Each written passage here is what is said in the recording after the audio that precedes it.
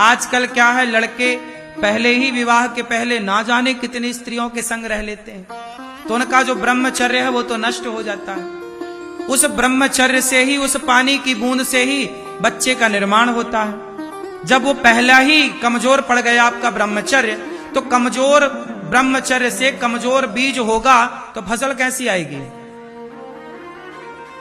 इसलिए पहले के लोग ब्रह्मचारी थे, ब्रह्मचारी थे, शक्ति थी। किसान जब खेत में बीज बोता है तो बढ़िया से बढ़िया बीज लाता है।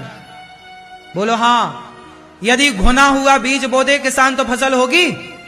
बोलो, घुना हुआ, घुन जानते हो? घुन गेहूं में क्या लग जाता है? घुन। चने में क्या लग जाता है?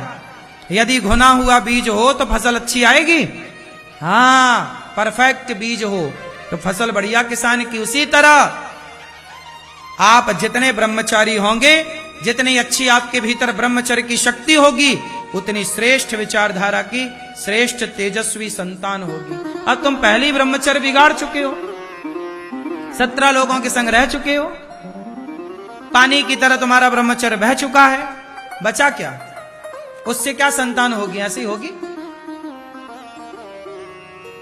उससे तुम कैसी संतान की? वो फिर वो संतान भी तुम्हारी देख लेना कैसी होती है। हमारे यहां ब्रह्मचर्य आश्रम, हमारे यहां ब्रह्मचर्य की पढ़ाई होती है। आपका ब्रह्मचर्य ही आपकी शक्ति है, एनर्जी है, उसे बचाओ।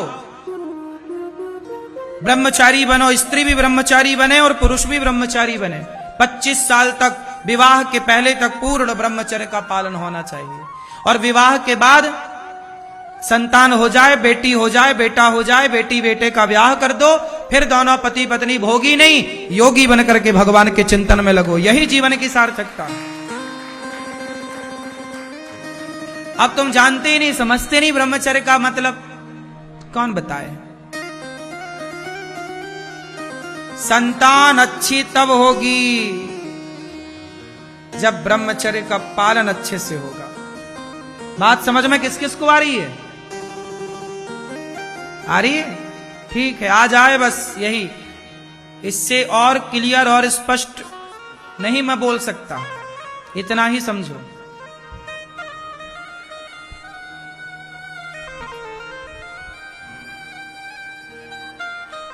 हमारे सुखदेव भगवान अखंड ब्रह्मचारी थे। कैसे ब्रह्मचारी थे? स्वामी विवेकानंद जी कैसे थे? अखंड ब्रह्मचारी। स्वामी विवेकानंद जी का ब्रह्मांड फटा था, पता है आपको? मस्तिष्क, जब उनकी मृत्यु हुई थी ना, कपाल फट गया था। किसी ने, डॉक्टर ने कहा था, महाराज आप विवाह कर लोगे तो आपकी उम्र बढ़ जाएगी। नहीं नहीं नहीं, 39, हाँ 39 ईयर, इस उम्र में स्वामी विवेकानंद जी चले गए।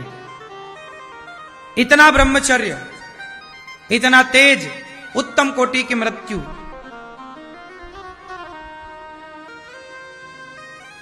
शरीर अलग होता है उस समय जब आप ब्रह्मचारी होते हैं।